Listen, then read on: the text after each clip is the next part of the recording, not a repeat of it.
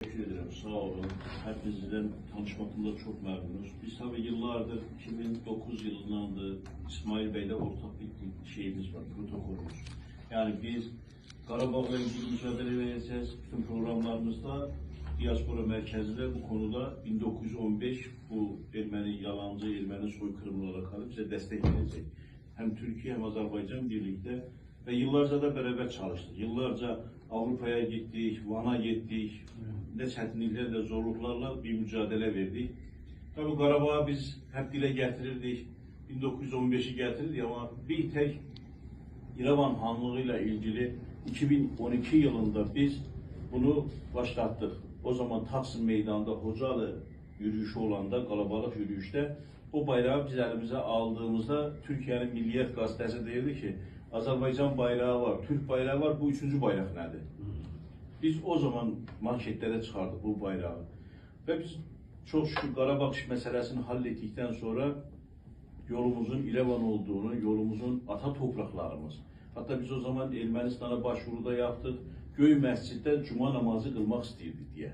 Çünkü Ermənilər Van'a gelip Akdamar Adası'nda namaz, kilisede ibadet yapanda biz de başvuru yaptık ki Ermənistan'a. Tabi bizde büyük elçiliği yok. Gürcistan'da İran'a başvurdu. Bunların səfirliklerine yazıyla, resmi yazıyla.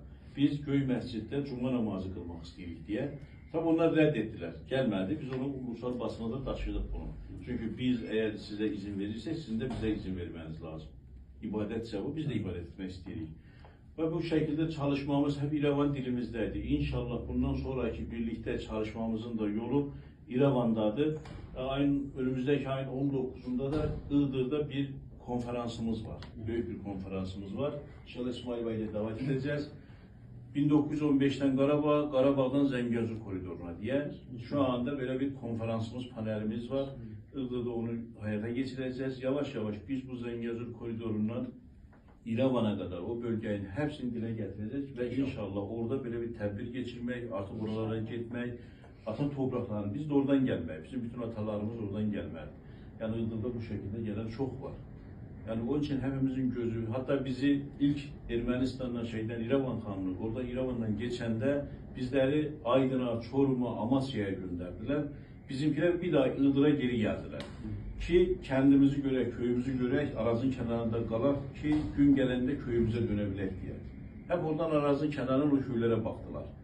Ama olmadı. İnşallah bu mücadele sonunda oralar kapta açılsa, açılmasa da biz oraları almak istedik ve ata topraklarına gidip yüzümüzü sürmek istedik. Bunu da birlikte el ele verip tekrar Qarabağ'a saldıksak İrəvan'da inşallah sonu ev olacak diye düşünüyorum. O topraklar bizimdir. Bunu kimse de şey yapamaz. Tarih de bunu gösterir. Ben tekrardan size teşekkür ederim. İyi ki beraberiz, iyi ki birlikteyiz. Bundan sonraki mücadelemizde de İrəvan için el ele verip orayı da alacağız inşallah. Teşekkür ederim. Sağ olun. Bizim çok değerli hocamız burada.